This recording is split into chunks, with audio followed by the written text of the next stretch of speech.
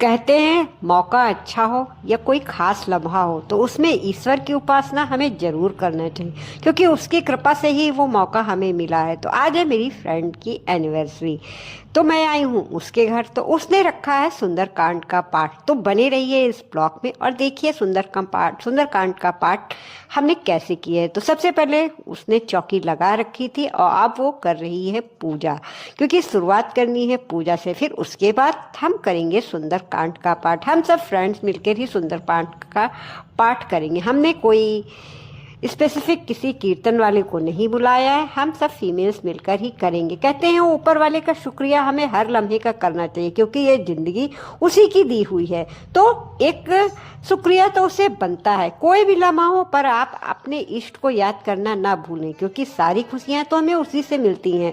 उसकी मेहरबानी रहती है, उसकी ब्लेसिंग्स रहती हैं, ये उसका आशीर्वाद रहता है। तो मेरी सारी फ्रेंड्स और कुछ बड़ी आंटियां आ चुकी हैं। तो ये मेरी नेबर आंटी हैं और ये भी मेरे घर के पड़ोस में रहती हैं आंटी, जो काफी मेरे दिल के करीब हैं। और ये हूँ मैं आपकी होस्ट दोस्त आरती। तो सुंदरकांड का पाठ शुरू हो गया और लग गई है हम सबकी महफिल। कहते हैं पार्टी शार्टी अपनी जगह है, पर ईश्वर की भक्ति जरूर करनी चाहिए। सबसे पहले उसी की देन है ये हमारी जिंदगी। तो सुंदरकांड का पाठ चल रहा है और हम सब ने अपनी अपनी सुंदरकांड की किताबें ले रखी हैं और पाठ कर रहे हैं। तो अब फाइनली धीरे धीरे करके सुंदरकांड का पाठ खत्म ही होने वाला है, कुछ ही पंक्तियां बची हैं।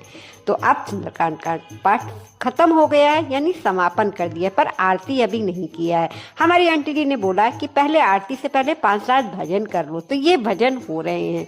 तो ये भजन राम जी का भजन है, उसी पे मेरी एक फ्रेंड नाच रही है। और ये वो सहेली है जिनकी आज है एनिवर्सरी। इनकी शादी को आज 15 साल हो गए हैं। तो इन्हीं की खुशी में हमने आज सुंदरकांड का पाठ रखा। देख रहे हैं ना, भक्ति में मस्ती का भी रंग लग चुका है। कहते हैं ना कि पूजा पाठ करिए, पर उसमें थोड़ा सा रंग जरूर जरूरी है। हम फिल्मी गानों में तो हमेशा नाचते हैं, पर ईश्वर के गानों में नाचने में एक अलग ही खुशी मिलती है।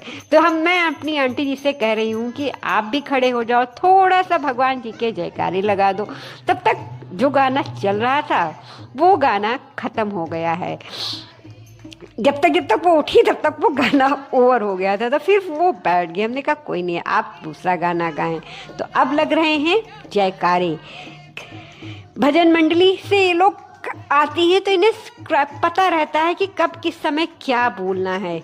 तो अब ये बाबा जी के, यानी ईश्वर कोई भी हो, सभी के जयकारे लगा रही है मेरी सहेली। सच कहूँ तो बड़ा अच्छा लगता है।